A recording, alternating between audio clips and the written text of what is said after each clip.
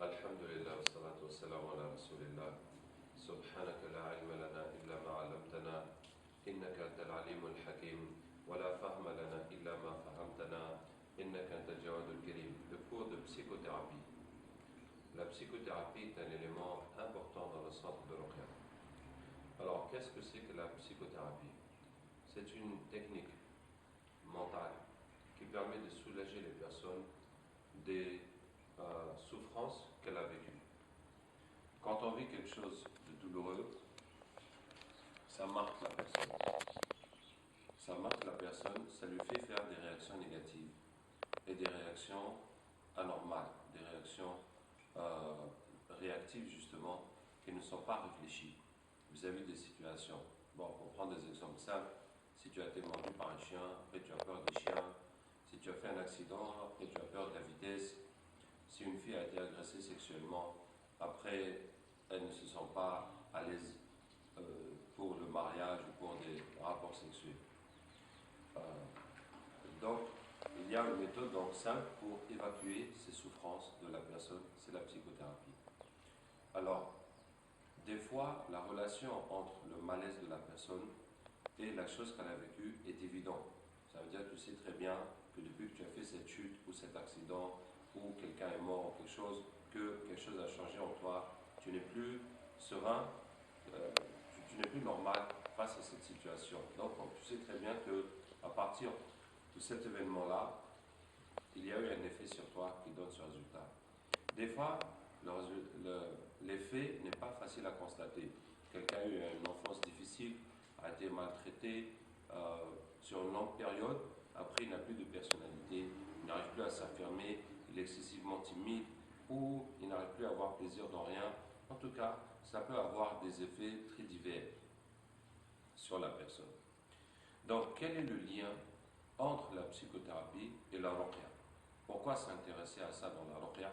Et pourquoi est-ce que je vous dis que c'est un élément important du centre de ruqya? Alors, pour plusieurs raisons. D'abord, quand on comprend la psychothérapie et le fonctionnement du mental humain, ça permet de faire la différence entre les problèmes psychologiques et les problèmes mystiques, les problèmes qui sont dus à la sorcellerie, au djinn, etc. Donc il faut pouvoir faire la part des choses. Hein. C'est comme, par exemple, si on dit les problèmes de couple, il faut comprendre les problèmes de couple normaux, les problèmes réels qu'il y a dans des couples, pour après dire que non, ce problème n'est pas normal. Ça, c'est un problème qui est lié à la sorcellerie. Pour pouvoir faire la part des choses entre les deux. Deuxièmement, il y a des patients qui viennent qui souffrent de problèmes psychologiques graves. Ce qui n'exclut pas aussi qu'ils souffrent de problèmes de sorcellerie de djinn. Mais il arrive des fois que le problème psychologique soit plus grave que le problème de djinn et de sorcellerie que la personne a. Et il arrive aussi que le problème psychologique empêche la personne de guérir des djinns et de la sorcellerie parce qu'il est trop affecté psychologiquement. Ça donne la force aux djinns et à la sorcellerie pour les dominer. Donc là, il faut le traiter en même temps pour les problèmes psychologiques et en même temps pour les problèmes mystiques. Troisièmement, ou quatrièmement, aussi, ceux qui font la ruqya, tous les pratiquants de la ruqya, je souhaite vivement qu'ils se fassent la psychothérapie jusqu'à ne plus avoir aucune séquelle des souffrances vécues. Pourquoi? Parce que les effets des souffrances qu'on a vécues affaiblissent la personne. Même si la personne croit qu'il a fini avec ça, qu'il a dépassé le problème, etc., mais ce n'est pas vrai.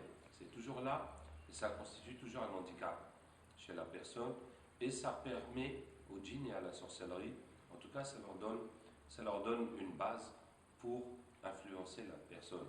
Donc quand quelqu'un s'est totalement débarrassé des effets, des souffrances qu'il a vécues, ça le rend très peu vulnérable aux djinns et à la sorcellerie. Donc vous voyez que pour quelqu'un qui pratique la ruqya, c'est un atout important. C'est un atout important. De toute façon, c'est quelque chose de bénéfique pour la vie de n'importe qui. Hein, c'est des handicaps qu'on porte, des souffrances qu'on a vécues, et si on s'en débarrasse, c'est mieux. Bon, donc, de toute façon, c'est un acquis très utile pour la personne, pour que dans n'importe quelle situation, si tu vois quelqu'un qui a souffert de quelque chose, tu saches comment le soulager. Donc maintenant, nous allons passer à la méthode c'est de la psychothérapie. Comment on fait ça?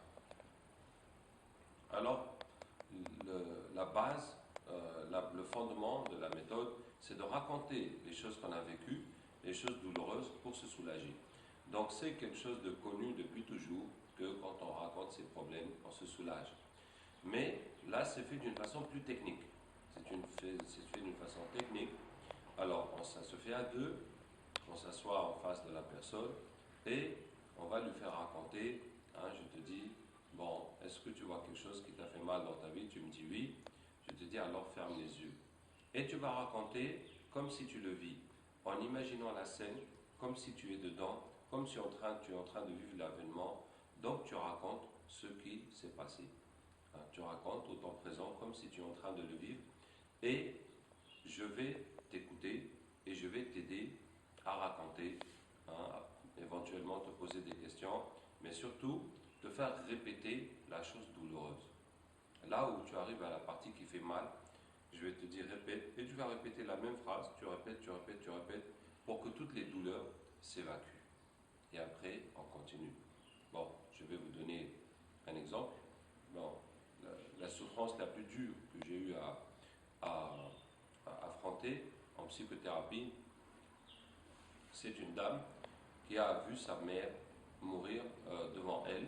Sa mère avait un tube par lequel elle respirait et elle lui refaisait le pansement.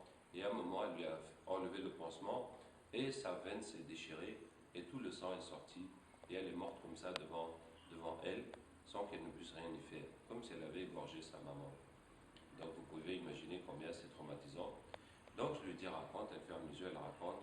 Elle dit j'enlève le sparadrap et tout le sang est sorti. Je dis répète, tout le sang est sorti. Elle dit tout le sang est sorti, tout le sang est sorti. Et puis elle s'est mise à pleurer. Je l'ai laissé pleurer jusqu'à ce qu'elle a fini. Et je lui répète encore, tout le sang est sorti. Et puis elle a répété encore jusqu'à ce qu'elle ne sentait plus rien. Et puis c'était terminé. Ça veut dire que le tout c'était une affaire de 15 minutes. Alhamdulillah. Quelque chose qui l'a traumatisé depuis des années. Vraiment.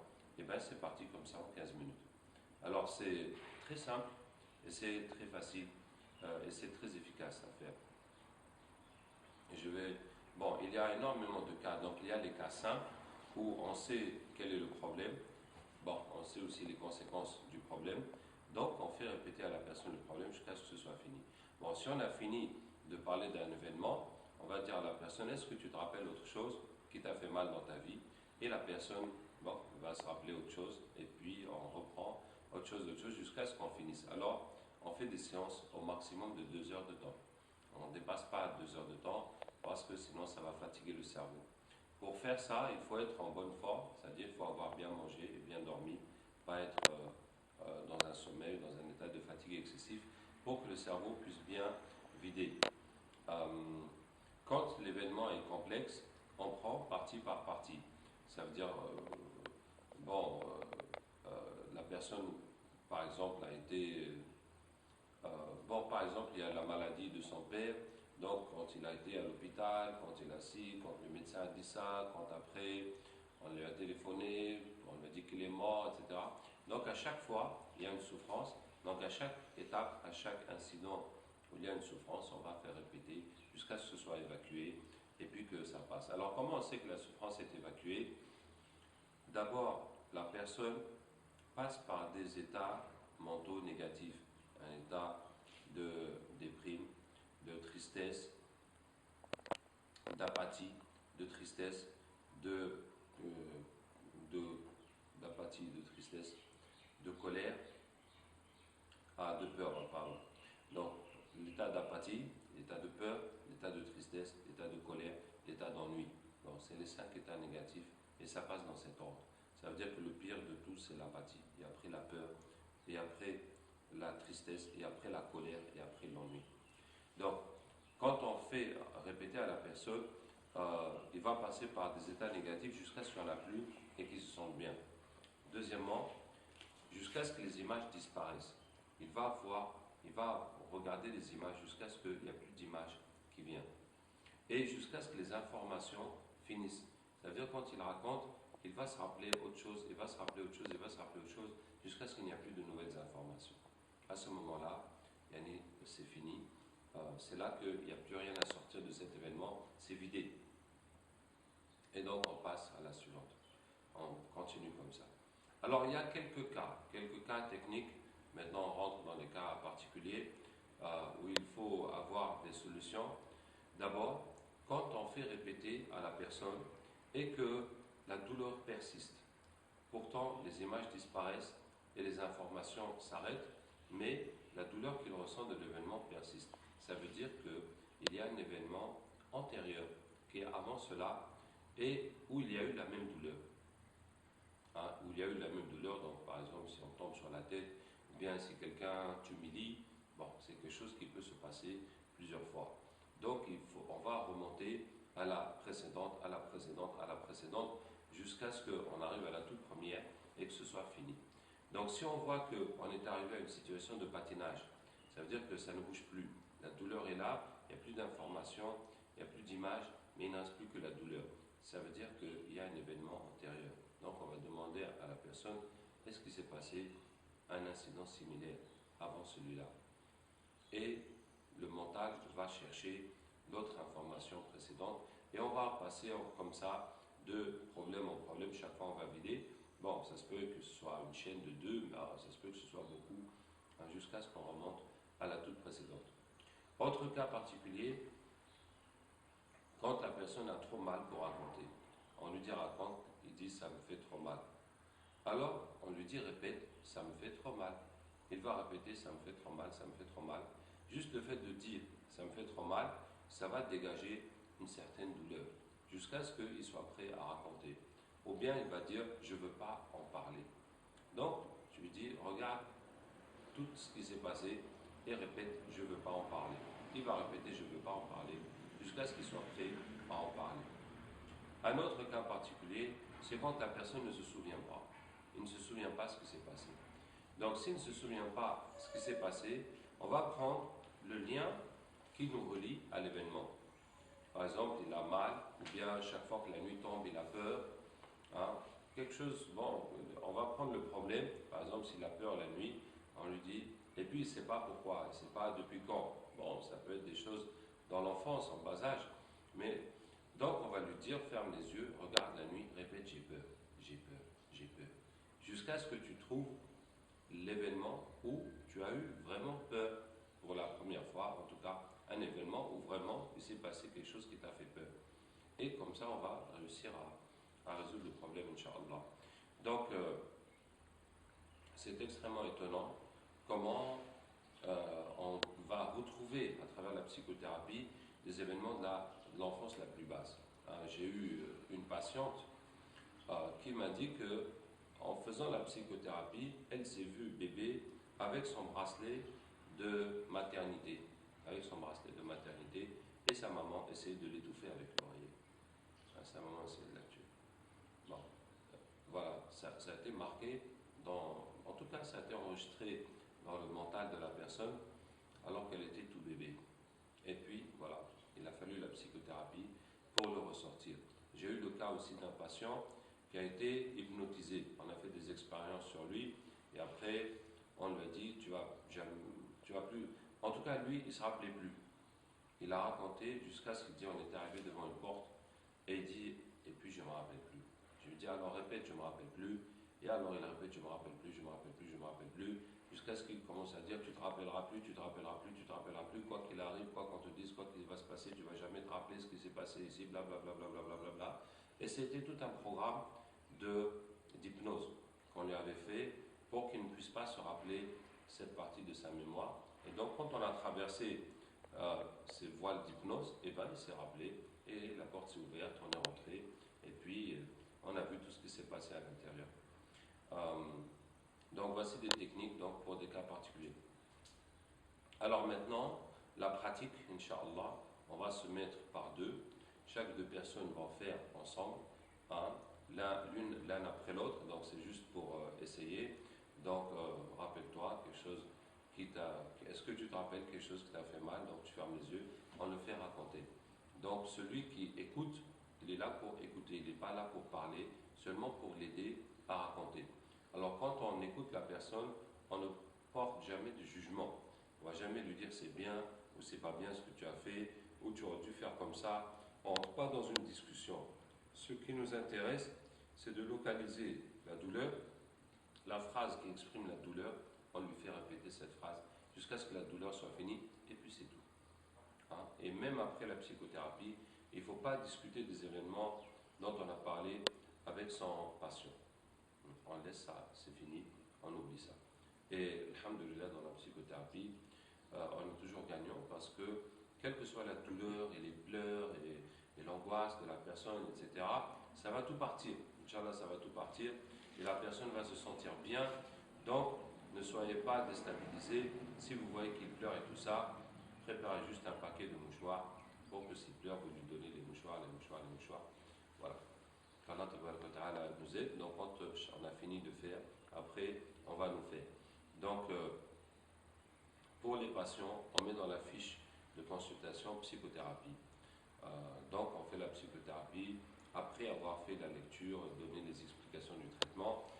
Quelqu'un ne le prendra pas et faire la psychothérapie.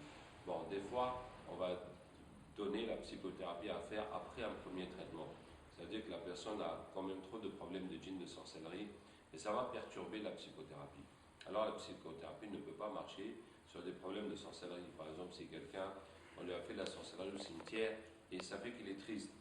Mais en faisant la psychothérapie, on ne va pas trouver la cause de sa tristesse, parce que ce n'est pas des événements qu'il a vécus. Hein, c'est la sorcellerie. Il faut savoir que la psychothérapie aussi n'est pas pour résoudre les problèmes du présent. Si, par exemple, quelqu'un a été chassé de son travail, il n'a pas de travail, donc il déprime, mais ça ne va pas passer en faisant la psychothérapie parce qu'il a un problème réel et il a besoin de trouver du travail ou de trouver une solution à sa situation. Donc ce n'est pas juste en discutant avec lui qu'il va se sentir mieux, comme s'il n'y a pas de problème. Donc c'est pour enlever les effets des souffrances passées. Hein, pour que ce qu'il a vécu, ça ne nous affecte pas négativement. On se rappelle de tout, on en tire les leçons. Bon, je ne vais pas dire forcément qu'on va en sortir plus enrichi, mais en tout cas, on ne va plus subir hein, les traumatismes dus à ces souffrances passées. Et comme je vous ai dit, vraiment, toute l'équipe qui fait la ruqya, il faut s'efforcer de faire ça, de faire la psychothérapie jusqu'à ce qu'on n'a plus rien. Jusqu'à ce qu'on n'a plus rien. Et ça va vous rendre plus fort pour affronter toutes les situations de la vie, particulièrement pour affronter les situations de la ruqya, de sorcellerie et de djinn. Qu'Allah Ta'ala nous aide.